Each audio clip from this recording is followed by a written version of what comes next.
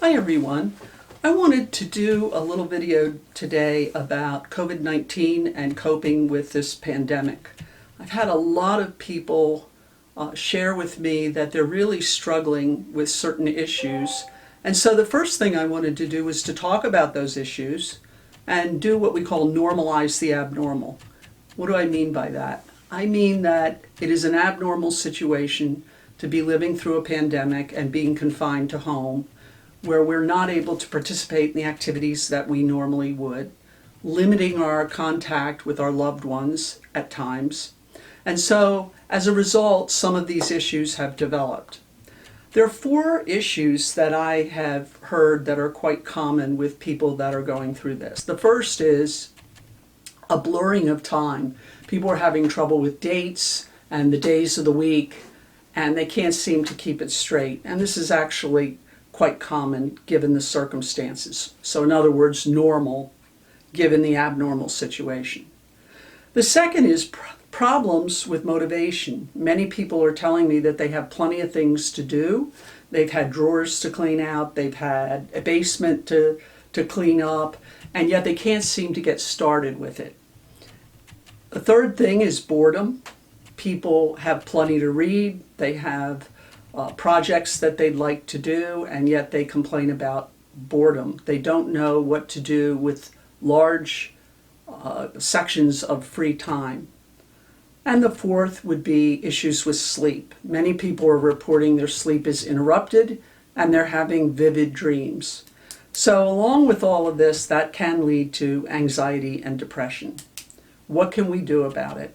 Okay, there are a couple things that I wanted to go through. Some of them you're probably well aware of, some of them might be a little new. The first is, let's go back to basics. One of the things you need is adequate rest. Your body and your mind are under tremendous stress right now, not only with COVID-19, but the state of the world. The tension is very high, and even if you're not thinking about that, it's playing in the background of your mind. So we want to establish a sleep schedule. We want to look at getting up at the same time, going to bed at the same time.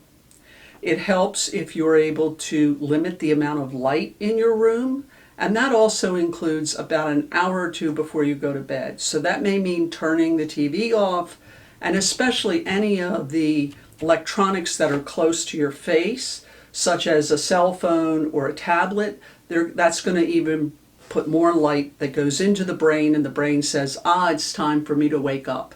So if you've been having sleep problems, you definitely want to limit that.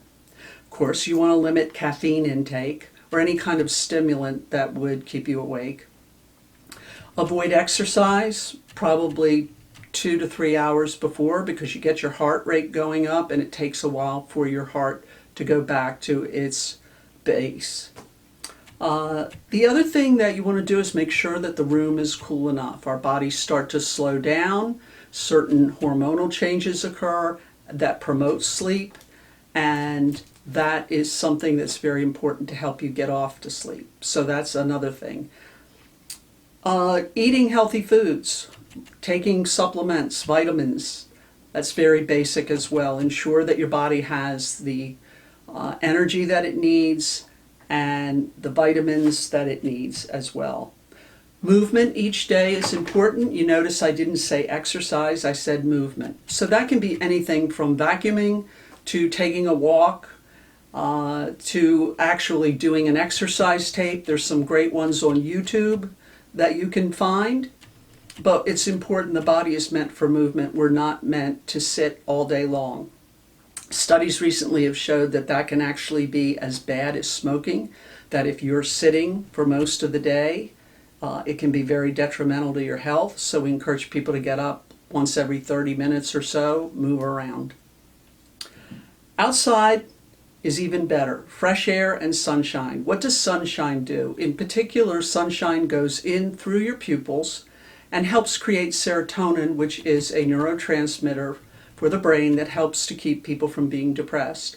Usually you need about 20 minutes and you need it without sunglasses. So I'm not saying go out in the heat of the day where you damage your retina, but I am saying go out and get some sunshine each day. That gives you some vitamin D, which they are looking at and believe may help with regard to preventing COVID-19. It certainly does strengthen the immune system. So that's something else you can do. I also recommend humor. Humor is really important. We need that now. So I've asked a lot of my patients to go on a news diet and just turn the television off in terms of news. So much of the cable news just recycles the same thing, and every time you turn it on, you're hearing bad news and dire situations. I think that putting YouTube on and selecting something that you enjoy, or Netflix, is really important. And laughter is really good for the soul. It also does help in terms of hormonal release and mood. Finally, the last thing is expressive writing. I say expressive writing. If you're an artist, that can mean painting. It can mean any kind of expressive arts. But getting out your feelings becomes very, very important. So I encourage people to look at maybe sitting down once a day and writing. If you don't want to keep it, that's fine. Just write it and then throw it away. Or if you keep the journal, that's fine too. But any kind of expressive work is going to help get your feelings out.